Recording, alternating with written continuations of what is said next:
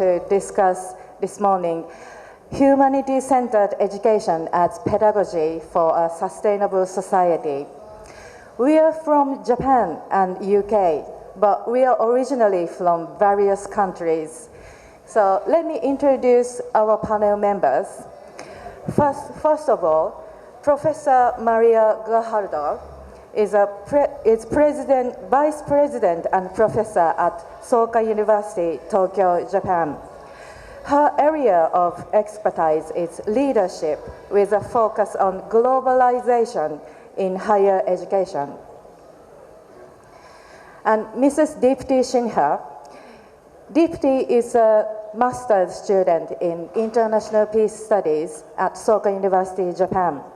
She is also an advocate for the Global Schools Program in Japan, led by the UN Sustainable Development Solutions Network Youth Initiative, or SDSN Youth.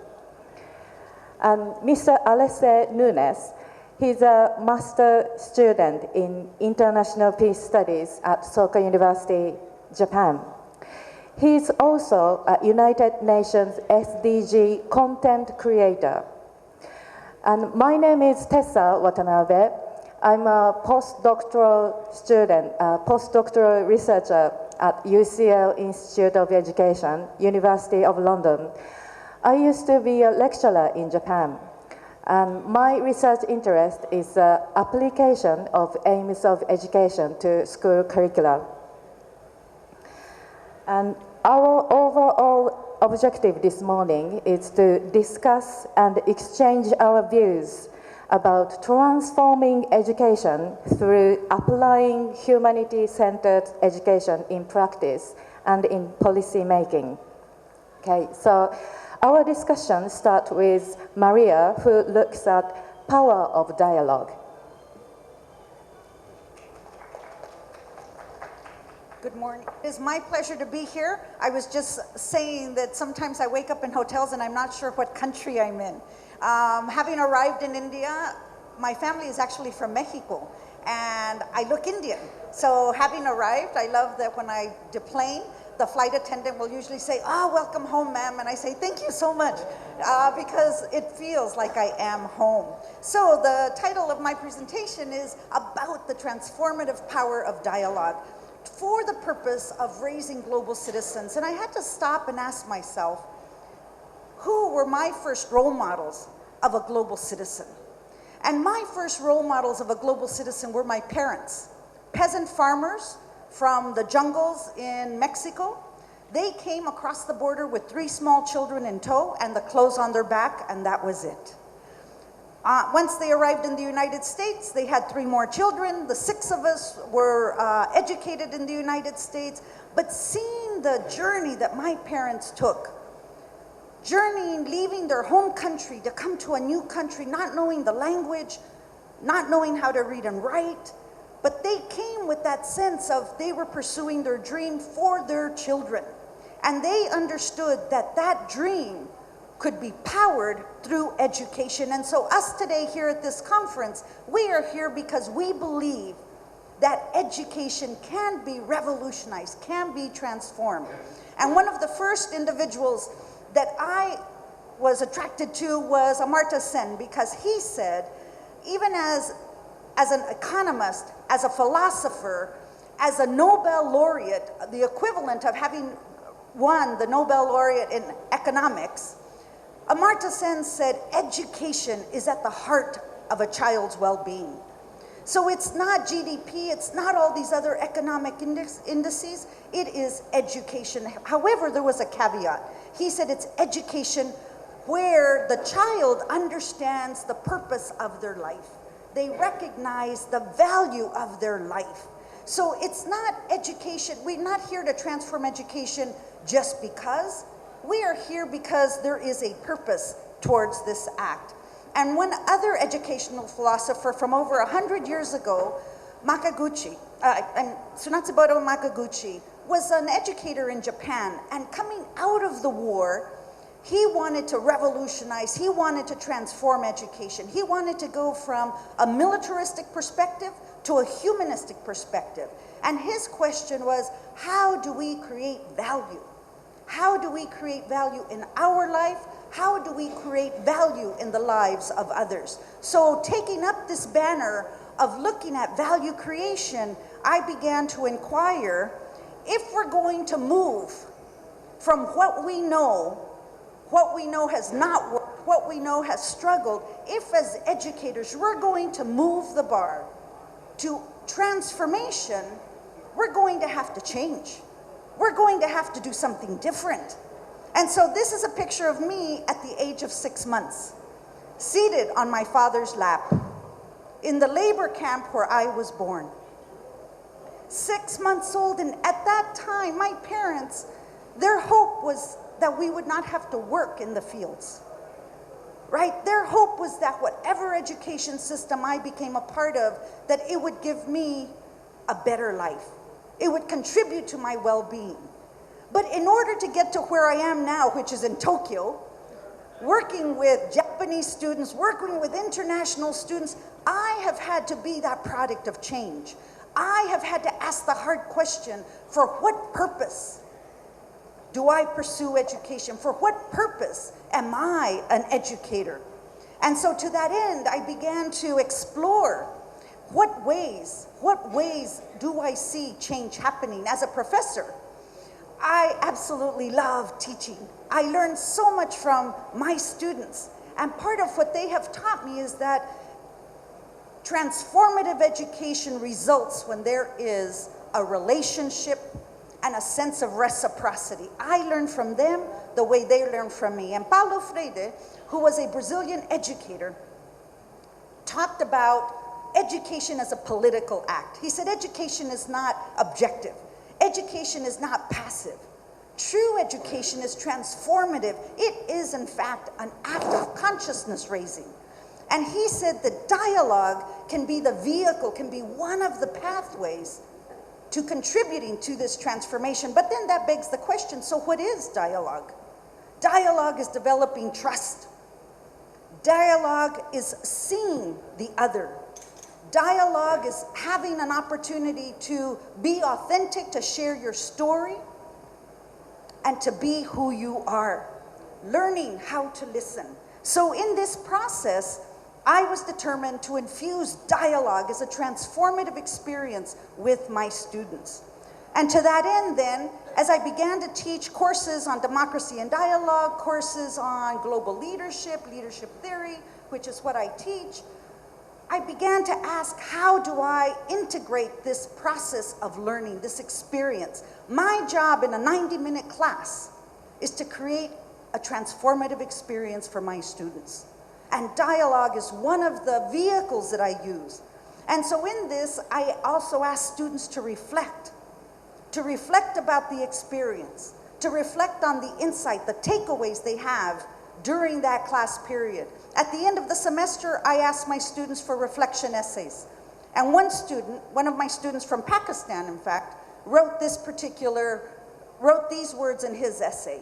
And he said it was that human-to-human connection that occurred through the process of dialogue in the classroom that he discovered who he is as a human being, as a student, as a visionary. And so my question is, how can we then move this forward? So if I'm going to use this experience to connect head and heart, to value myself and to value others, what I would like to suggest is to recognize that there is a process, but it has to have certain steps. So I borrowed from the Sustainability Development Goals that have the 5 principles for SDGs, and I adapted them to transformative education. So what are the 5 principles that we need to follow, to adhere to think about in order to be able to create this transformative experience? So the first element, the first principle is purpose. If you don't know where you're going, any road will take you there. In education, we have to know where we're going. We have to have a vision for where we want to take our students. So what is your purpose? What is your intention? Second, It's about relationships. Yesterday, one of our speakers spoke about common sense, and he used it in a way that slightly different than how I understand it. Common sense was what my parents valued. They weren't educated formally, but they valued common sense. They knew what was right. What I would say to you is that common sense has become uncommon behavior. And our job is to make it common behavior once again. So we have to be able to develop relationships with the purpose of becoming a better human being. And then to take action. This isn't about theory, it's about applying. It's about what you do in the classroom, about contributing to life. Number 4 is about potential. It's about recognizing that we want to actualize the possibilities that emerge from an educational experience. And similar to what my parents did for me, I want to be able to do for young people today, which is to allow them to discover what their potential is. And so for the 5th P, I'm going to ask our supporters on the side to prep the video. But what do you imagine that the 5th P would be? So I've talked about purpose, I've talked about people, I've talked about practice, and I've talked about potential. So what do you think the 5th P would be? And it's the most difficult of the 5 principles. Any guesses?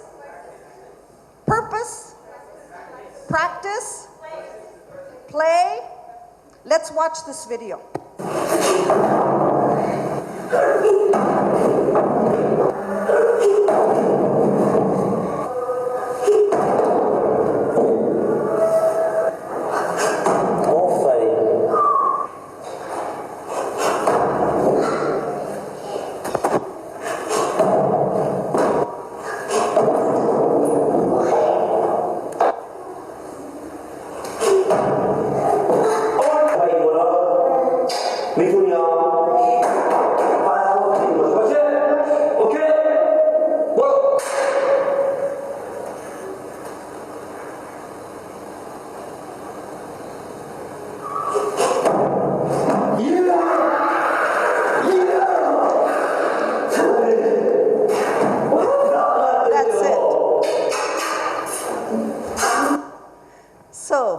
The 5th P, perseverance, persistence. It's about not giving up. As educators, we have our plates full. We have the world in front of us, and we are wanting to contribute in order for that transformation to occur. And I can tell you that the road is long, and the burden feels heavy at times. And there are times when we want to stop. There are times when we want to give up. But just like that little person who kept going and going, I understand today that it's persistence and perseverance. If I have my goal in front of me, I can then support that in my students and their goals. But you have to be aware of the cave people, C-A-V-E, citizens against virtually everything. Right? Those citizens against everything are going to be the ones who are going to say, oh, that 3-day conference you went to, we already did that, doesn't work. Or that 3-day conference you went to, yeah, big ideas, but we don't have money for that. Right? There's going to be individuals who will want to stop your optimism. And what I would say to you is that we need to keep going. So yes, if we want to really harness the power of dialogue, we have to be able to look at purpose, build relationships, practice, have intention, and be able to see the potential in ourselves, the potential in others, and to persist. Because what I've learned at this conference is that this work is not about me. This work is about these young women. The young women who have an exhibit down the hall. The young women who said to me, Miss, come see our multi-purpose, multifunctional agricultural model. And I thought, oh my gosh, what did they build, right? And they were so proud, and they talked about working as a team. They talked about our teacher believes in us and we could do this. They inspired me, and so I go back to Paulo Freire's words, that it's about developing deep reciprocity in the work that we do with our students. in the work that we do with our colleagues. It's about creating these connections that allow us to harness the power of dialogue in order to transform education. Thank you so much.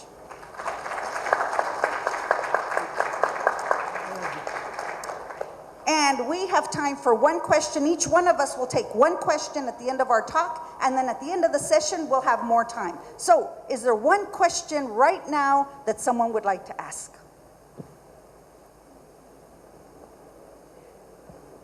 Yes, ma'am. Out of all 5 P's, what is the most wanted P in that? I'm sorry? All 5 P's that you have just listed out, the most advocated P from your side. Purpose. Thank I you. need to know why I am doing what I'm doing. And I would encourage you to also start with that. Thank you so much.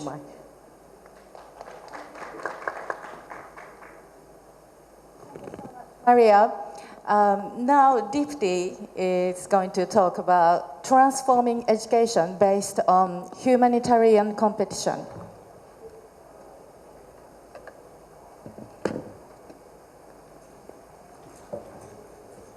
Okay, so I'm going to begin with a competition. It's a very small competition which I thought to do. So everybody has their phone right now? Okay, so we are going to do a 30-second game in which you have to write 15 names of your friends whom you made in the last 2 days of your tech. So I feel that you guys must be playing the compassion game. So the timer will start for 30 seconds and you have to write 15 names or maybe less than, like how much, whatever you can write, and then we'll see that who will be the winner. Okay, so we begin. So you have to write 15 names of people whom you have met in tech conference in the last 2 days. So they can be your friends, the friends you have made here, your colleagues, anyone. Okay, is the game clear? Okay, so I'll begin the timer now. So you can start. 30.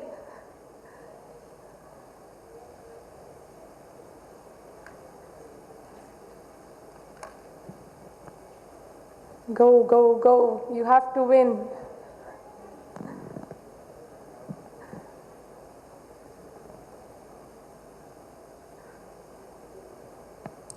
So you can write my name also, anyone.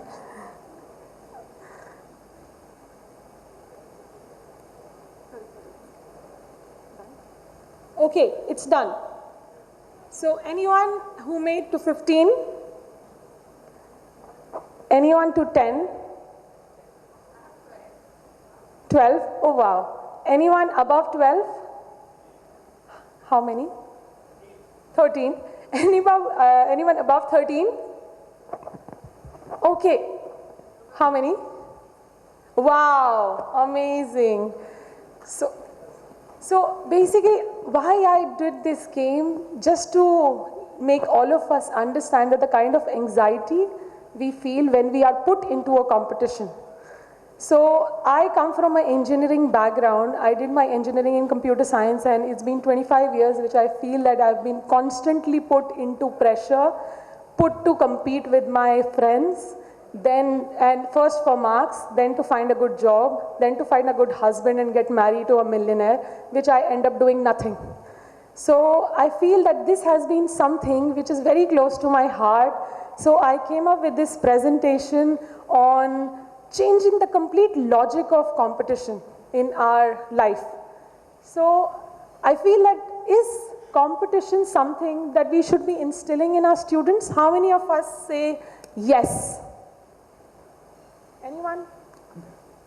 So, okay. So we believe that competition is something that we should be instilling in our students. Okay. So let's take it forward. My presentation will be on transforming education based on humanitarian competition. So this is my class of peace studies. I'm a student at SOCA and we are 13 students from 9 countries. So I thought just to give, I'm just right there. I'll be covering what is humanitarian competition, why it is needed in the 21st century and in the schools and universities, and how we can implement it in the education system to achieve the sustainable development goals. So personally telling from my life, I think competition has not been a very good thing for me. I lost my self-confidence. I was constantly being compared by my mother. Oh, why don't you get marks? Look at your cousin, she's getting 94%. And you are still on 67. So it was starting from like when I think woke up, and then till the 12th, and then getting into an IIT, which I never got into, and then getting into a multinational company, which never I got into, and then getting a good husband, which I got, fortunately. So I'll start with the success, that what is the definition of success, which is actually written in dictionary. So I just looked at it, and it is accomplishment of an aim or purpose. So what if the purpose of education dismisses? If the purpose of education, we as educators doesn't even know that what is it, why are we educating children? What is it that, so Maria Sensi said that the purpose of education is the most important element. So what if the purpose of education is rote learning, which is happening? Instead of, and what if there is a sense of competition which is happening among the students, in which they lose their self-confidence, they lose why they are studying, and what if it's just about gaining knowledge, which we can do it from the Google also, and earning money.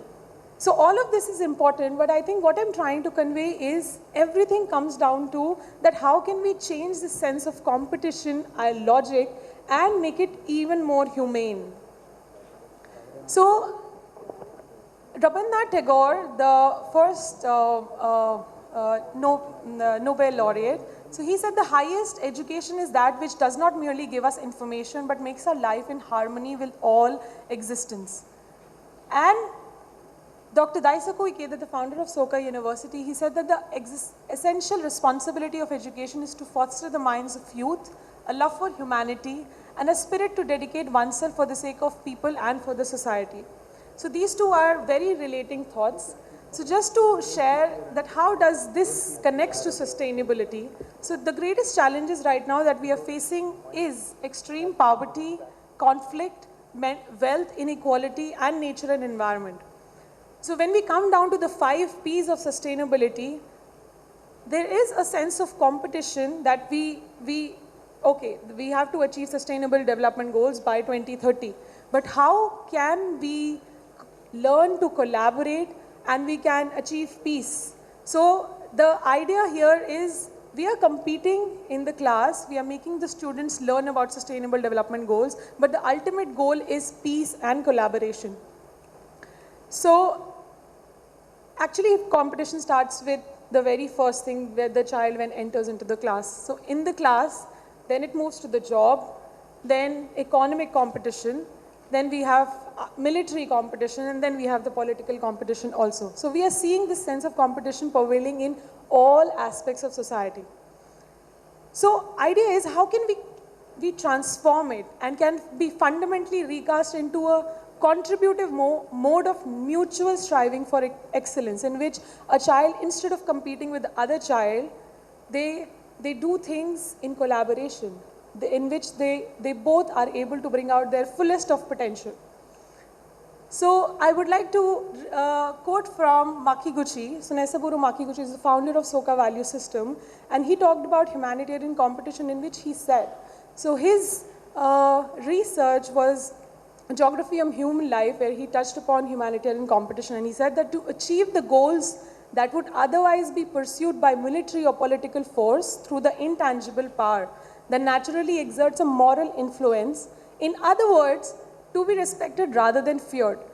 So I was just thinking that when I was in school, was I fearful of getting marks, or was it more of that, oh, I'll get respect when I'll get marks? So it all comes down to, are we doing things out of fear? That, oh, I have to protect my country, so Trump has to protect his country from other countries, so he's increasing his military power, he's increasing his nuclear power. So the point is, are we Are we trying to understand that we are a part of same humanity? Or we are trying to be fearful of other country, other people, and it comes down to the very basic, which is education. That what are we instilling in the students? So this idea resonates to Hazel Henderson, and he said that what is important is to set aside these egoistic motives, striving to protect and improve not only one's own life, but also the lives of others. One should not do things for the sake of others, because by benefiting others, we benefit ourselves. This is generally our mind, that we think that, okay, I should do this because this might benefit. So what is the purpose? I think we are coming down to the same. So this humanitarian competition actually is seen in various places. So leaders have been practicing humanitarian competition. So de Klerk and Mandela, they are excellent examples of leaders who desire to create a society in which all people are victors during the apartheid movement. Another, there are many institutions which are practicing humanitarian. So there are many, but I've just listed 3. So Soka University is one of them. International Partnership for Energy Efficiency Cooperation and International Renewable Energy Agency. So I will come down to the role of education in promoting humanitarian competition as a socio-emotional learning. So basically education is very important, because what the leaders will become in the society, it comes down to what they are being fed in the in the geography or in the history class. And then how humanitarian competition education is a way for achieving the SDGs. So we all know that as Sustainable Development Goal agenda is not just one country's agenda. 192 member states sat all together and they made this agenda. So it's not just one country will be able to achieve it. So if we have to think of achieving this entire agenda, the entire world has to come together. But if this competition is between the countries, we'll never be able to achieve this goal. And as per the recent social economic index report, the goal of SDGs is pushed to 2073, 43 years after 2030. So what is it I think we can do to engage the entire world, and especially the students and the university, so that instead of they investing energy in fighting among themselves or competing among themselves, they collaborate, make a team, and do something about. So one of the case study that I took was, because time is running out, so I'll directly come to the case study which I took from my own university. So I'm in part of this club, Climate Action Soka. So recently, I got this training from Vice President Al Gore from Climate Reality Project, and we created this club in Soka University. So basically, this club was started by 7 people in Soka University, and these 7 students come from different backgrounds: law, peace studies, and FILA. That's liberal arts, and now it's close to 90 students who are involved in it. So idea is what they are doing, they are engaging into different activities, like completely banning plastic from the campus, or ensuring that they have more vegetable meals or vegan meals in the campus, because beef and lamb, they have a very high carbon footprint.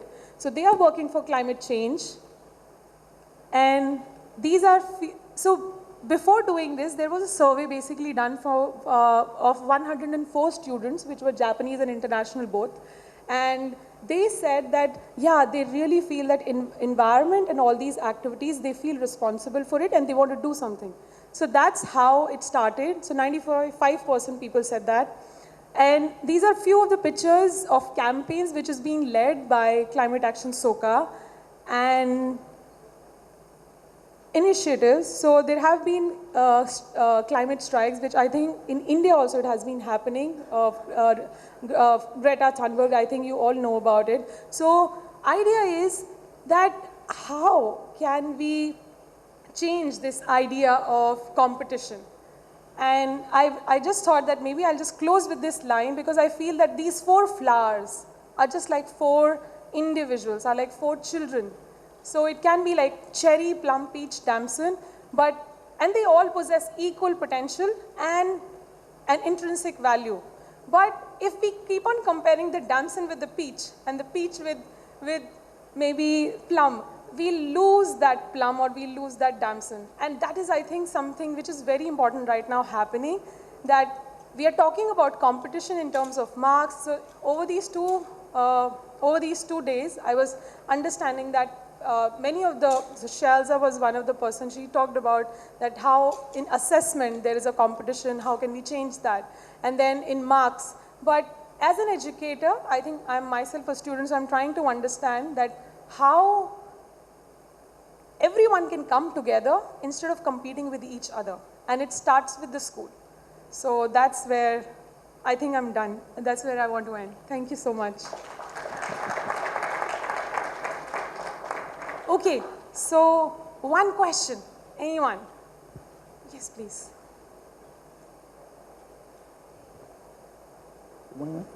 Is there any inclusive education system in sustainable development goals? No? I beg your pardon? Is there any inclusive education plan?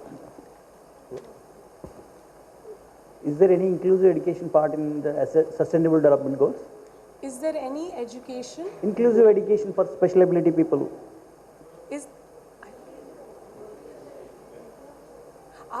Okay.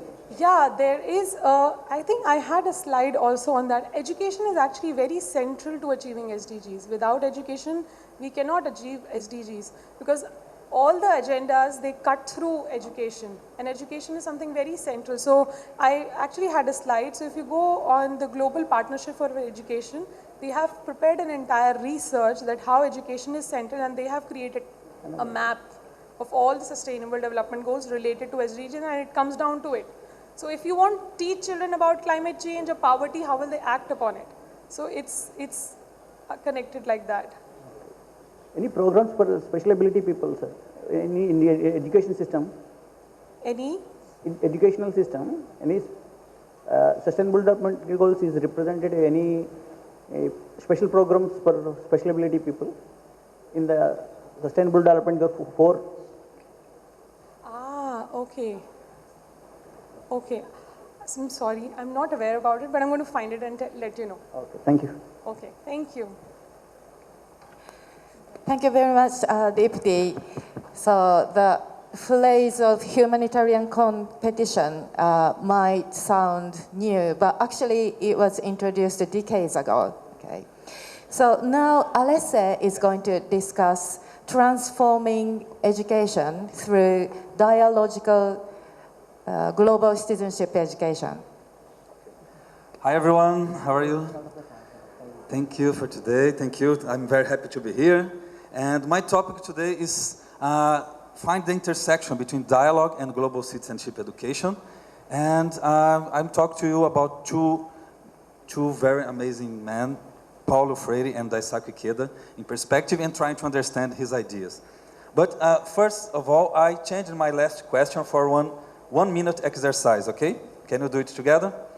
Then the idea, stand up, all of you, please, very fast, and find one pair. It's impossible to stay alone, yeah, one. Sit beside one person. Dipti, find one for you. Okay, do you have one? Then you can sit. Yes, together, you talk. And to talk, you need another person besides you, okay? Talk together. Okay, you can sit. And I will ask a short question for you, and please, share your idea with this person besides you, okay? After 3 days, you are here for 3 days, and observing a lot of content, then please, do share with your pair one good idea that you have to transform education in India. Your idea, okay? You have 30 seconds, your pair have 30 seconds, and then you can share your idea. How to change education here in India. Okay? 30 seconds, let's go. Talk to your pair.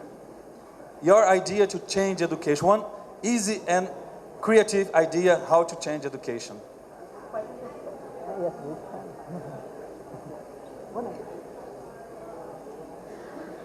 Bro, you can come here. One idea, come on.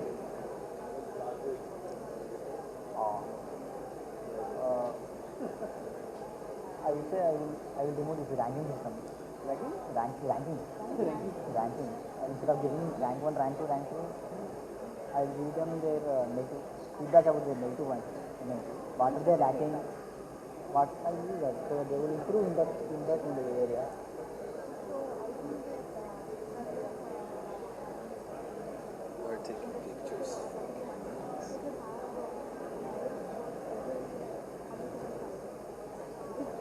came from Soka University. Soka means value creation.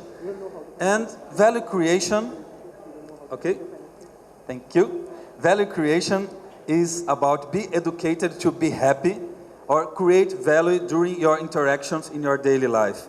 And it's my belief that dialogue is the perfect tool for you to create value and to be happy and to interact because of the capacity of dialogue to humanize people. When you connect, when you share, when you are together with others, you are sharing ideas, you can really, really create value. Then dialogue needs to be the most important skills for the 21st century, and that's the idea of Soka University. And in my research, in my thesis, I'm connecting dialogue, global citizenship education, and the SDGs. During this year, I participated in the 3 biggest SDG events around the world, in Bonn, Germany, Tokyo, and United Nations General Assembly. And my conclusion is that the next 10 years, United Nations and governments and a lot of stakeholders, they are really, really concerned about SDGs attainability. How is that possible to achieve so big goals around the world? Because we have a lot of problems. Then my idea and my model, my contribution to this question about SDGs attainability is here is this circle in which I put dialogue in the core, or changing in individuals' ability to talk, to interact with others using global citizenship ideas and dialogical ideas, and starting with courage, wisdom, and compassion. Then I will explain after what's the reason for these 3 points, and recognizing their realities, engaging in dialogue with others, and empathize, the capacity to have empathy for others, and using power, the power of hope, of dialogue, of connection, and imagination. This individual, empowered with all of these ideas, the individual can really, really change their reality and in multidimensional ideas and multidimensional possibilities. Multidimensional is simple to understand. From you to your local community, to your national realities until global issues. Then I will explain in detail what's the meaning of this idea. Dialogue in education is not something new. Came from 1980s, from Jane Veller, and the main idea is a shift, a changing in the meaning of learner. You are a passive learner or you are an active learner. Dialogue is the tool to change and to make you become an active learner, okay? Transformative education, the main idea of these 2 men, Daisaki Ikeda and Paulo Freire, is people, individuals becoming fully humans. Fully humans from this perspective, from their perspective, means you acquire the capacity to change your reality and to connect, to engage, and to learn how to have dialogue and produce changes in your realities from your local community, again, until global perspectives and global dimensions. Paulo Freire changed the education in Brazil, in my country. Because this sentence is quite interesting. I didn't understand anything because of my hunger. I wasn't dumb. It wasn't lack of interest. My social condition didn't allow me to have an education.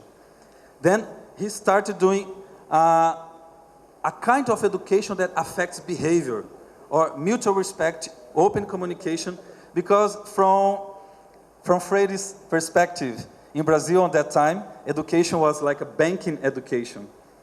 Teachers just transferred the knowledge for students. Then that's the reason it is a passive learning for students. And he changed this idea. For him, it's need a critical consciousness about your reality. You need to understand what's the reality you are in, the mutuality between you and others, your capacity to engage with others, your belief in humanity.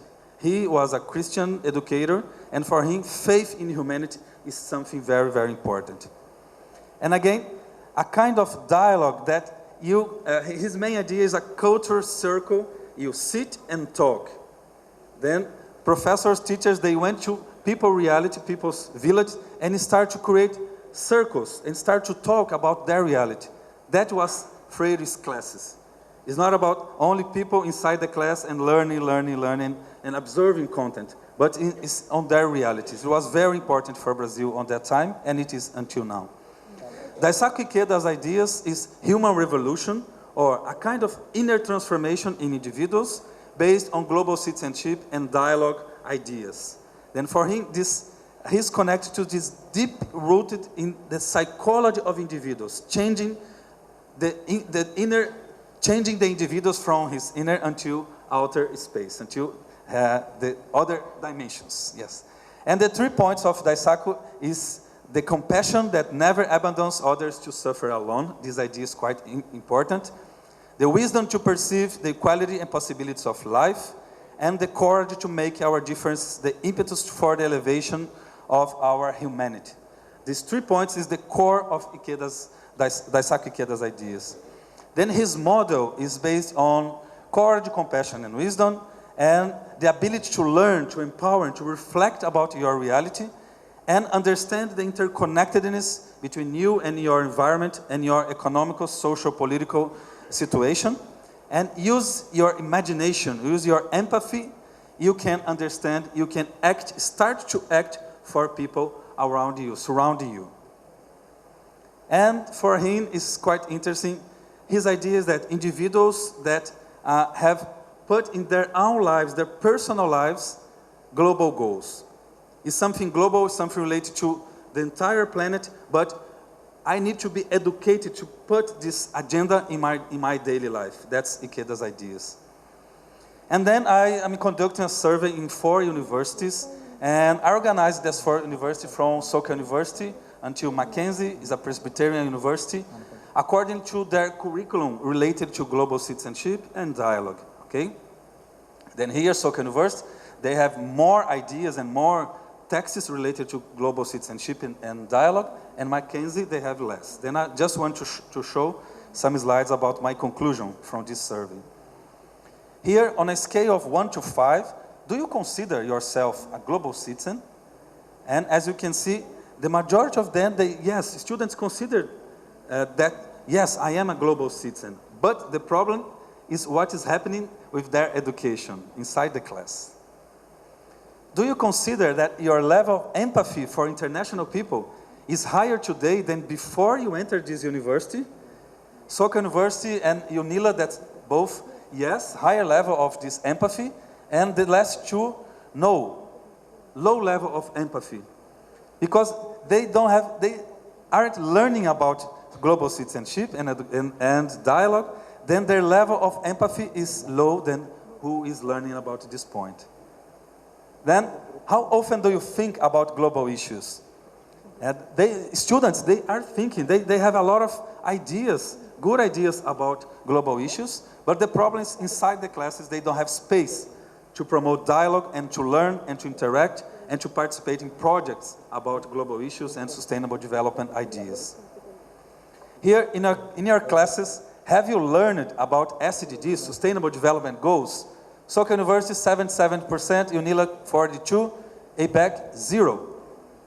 Simply in 3-4 years, learning, they learn 0 about global issues, about their realities around them, and their countering their possibilities for changing related to SDGs. Here, does your university help you to have a better understanding of SDGs? Again, the two first university, yes, and the last one, no. My university, my environment of learning is not helping me to understand social realities. Not only my community, but in global perspectives. And the last slide is not here, but interesting question. Are you happy here studying in this university? And the same result, who has more global citizenship and dialogue, a better environment for dialogue, they are happier than the others. Then everything is connected in this research. So, my last slide is that my idea of multidimensional cosmopolitan dialogue is learners becoming fully humans. And fully humans is about change your perspective about yourself, your community, and use that for changing realities surrounding you. And on September 20th, I went to New York for United Nations General Assembly, but on Friday, Greta Thunberg was there, and we did a protest for climate on that day. And the New York police, they was expecting around 5,000 people that day. That was what people said to them. On the day, was there on the streets 250,000 people. And it's very interesting. At the end of the protest, we go to a big garden, and a lot of students, a lot of people talking and leading that movement. And then I was very happy because I was being lead for young people, 12, 13, 14 years old, 17 years old. They were there on the stage and talking very amazing and interesting and smart ideas and how to change our realities. Then this new generation, they are learning more and more, and you need to do more for helping them about this topic, because they have all the skills necessary for that. We just need to create a space for them to have dialogue about all these topics. Okay? Thank you for today.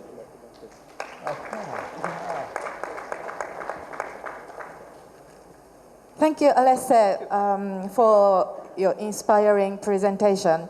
Well, the significance of dialogue is still underestimated in education, I think.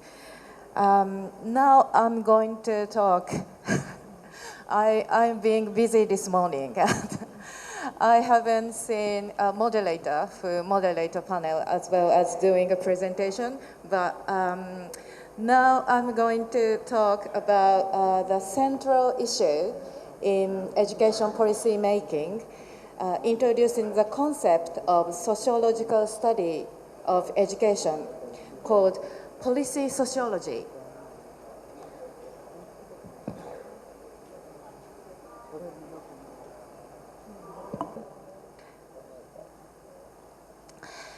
These two schools share the common purpose of study, which is providing solutions to social problems in education. More specifically, inequality of opportunity for education, which often caused by economic differences between social classes. Providing solutions to social problems in education is a fundamental interest for the sociological study of education. And there appears to be a very important link between the issue of inequality of opportunity of education and the Goal 4 of SDGs. The Goal 4 states to achieve inclusive and equitable quality education and promote lifelong learning opportunities for all. So in order to achieve the Goal 4 of SDGs, it's very important to provide solutions to social problems in education. Based on the fundamental purpose of sociological study of education, the concept of analyzing education policy was introduced in 1980s, which was later called policy sociology. Through policy sociology, a critical issue was revealed in education policy making. Alexander, he's a British researcher in the field of education. He looked at the implementation of local educational reform in a city called Leeds in England. Well, his conclusion is a rather shocking one. And well, through his study, he concluded that governments and state departments are not ideal education policy makers, saying questions about how to teach are not for government to determine. And also, some research studies revealed the inefficiency of governments and state departments in education policy making. They found the issues such as role of power, power struggle, and tension system. They call the issues in different ways, but actually they all suggest, or they all indicate the same issue, which is the relationship between politics, government, and even inspectorate in education policy making. This can reflect the inseparability between education and politics. So we have seen the issues in policy making at local level and national level. And there is also an issue in education policy making in the context of globalization. It's a fierce competition between nations in relation to raising the standard of education. Some governments, research studies showed some governments change the contents of their national curricula according to the changes in international tests, such as PISA. And also, policymakers' concern is this international test because it's a ranking system of countries in terms of education. But actually, however, PISA international test is run by OECD, as you know, and their priority is economic growth and not humanistic growth, actually. So I'd like to summarize the issues in education policy making we have looked so far. The issue in education policy making is there are issues in education policy making at local, national, and even global levels. And also, this is a shocking summary, but government and state departments are not ideal education policy makers. And the purpose of policy sociology is to seek solutions to social problems in education, but research studies of policy sociology only identified the issue in education policy making. And there's little practical discussions to address the issues. And I think this is a limitation of policy sociology as research methodology. And now I'd like to introduce Daisaku Ikeda's education proposals and his ideas. There are education proposals made by Daisaku Ikeda since 1960s, and some of his ideas in the proposals have been actualized in the society. Today, I'd like to focus on the two critical ideas in his education proposals, which are independence of education and humanity-centered education.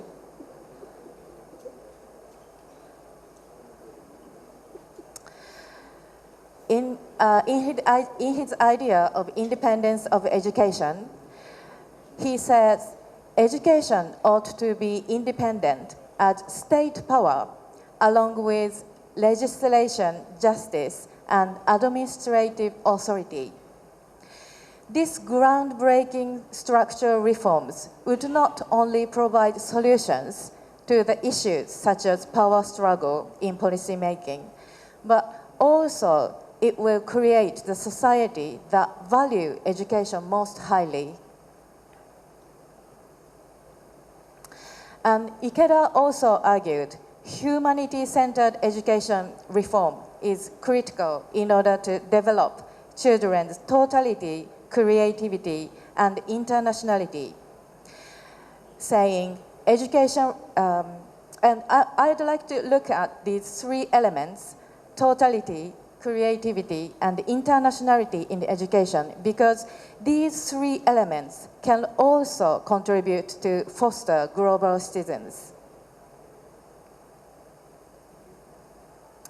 About totality, Ikeda highlights the significance of links between all things and the shift from individuality of knowledge to totality of wisdom. And about creativity, Ikeda says, in order for creativity to flourish in children, it would be essential for the learner and the teacher to cultivate their characters through hard work. And about internationality, well, he says being a good citizen would not be contradictory to be a global citizen. And that suggests being a global citizen is not only being able to speak many languages or visit many countries. Because in Japan, people tend to think to be global citizens, they need to be able to speak English perfectly or, well, to be able to speak many different languages. But actually, being a good citizen would not be contradictory to be a global citizen. And probably it's a good question to consider why it's not contradictory to be a global citizen. Why being a good citizen would not be contradicted to be a global citizen.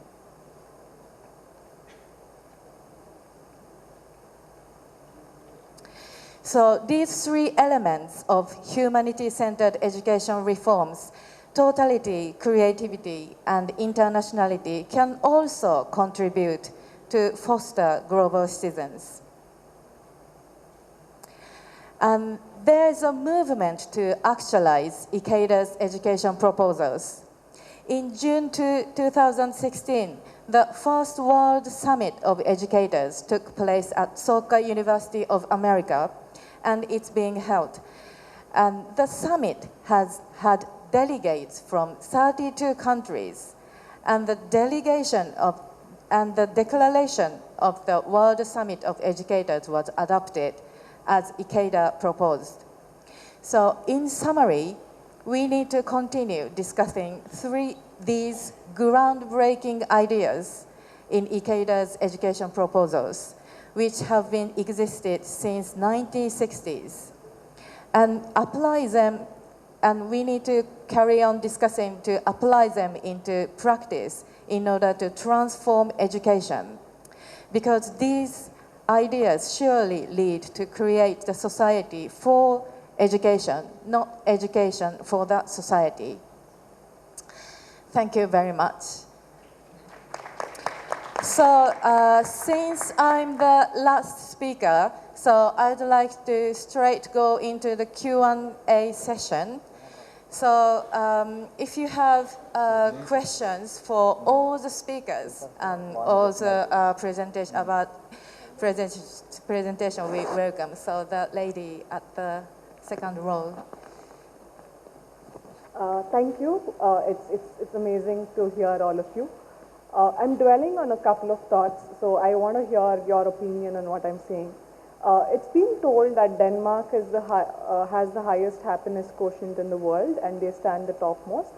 But I've also heard, I'm with you when we talk about global citizenship, but I've also heard that they're not very welcoming with immigrants, neither are they people who accept everybody together.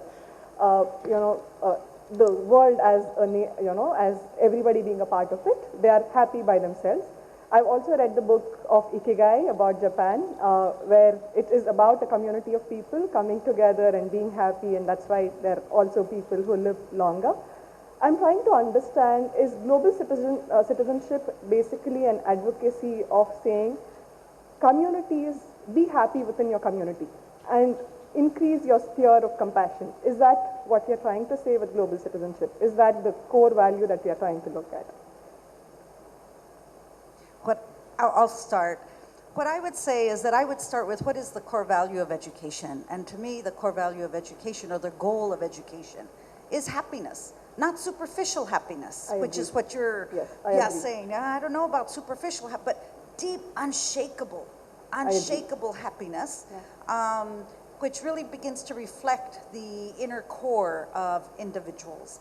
And so I think that happiness quotient and how it connects to global citizenship, for me, it is a part of, but not all-inclusive. So for me, global citizenship also means, how do we position ourselves in the world? How do we begin to engage, not only with issues, but with people outside of our inner circle? So as Tessa was suggesting, whether we leave our country or not, Yeah. actually is not the point here.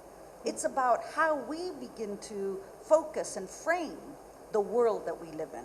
So it's about increasing my sphere of compassion and being compassionate to not just my own self and my family and my community, looking out to everybody else. That's what is the advocacy. Yeah, thank you so much. Can I just add one information about this, about happiness? Is that happiness in education, mainly from Ikeda Daisaku's perspective, individual happy student is that one that can or learn how to change their reality. It's not only about well-being or good feelings or this kind of based on individual. The idea here is, that's the reason happiness is connected to courage, compassion, and wisdom. All of them together, changing the mind of that student in order for the student can change their reality. Then to have this power, this capacity, this, being aware about this possibility to change reality is the main point of happiness here in education. Okay, thank you. Yeah, gentleman in the white shirt. Thank you very much. My question actually connects very much to my friend's question here and the conversation we had together, but it's linking the concept of dialogue and challenging intrinsic and extrinsic motivations. So really doing what you want to do rather than what people tell you to do, with competition as the drive. So my question for each of you is a question that I would love people for the next part of the conference, while they're interacting with other people, to ask if they had the opportunity. So rather than asking, what do you do, which I've been asked maybe 1,000 times in the last 2 days, and I'm really appreciative of the question, but I think often people are looking for the answers, what's your educational status or your income status compared to mine, and then continuing the conversation. But my question, I tend to ask people is, what are you passionate about? And if for education for me is about harnessing and developing this passion and giving the tools to follow that passion. So my question to you is, what are you passionate about? And it doesn't have to be related to education. What are you passionate about? Today, yoga. Sport. But tomorrow it might be different.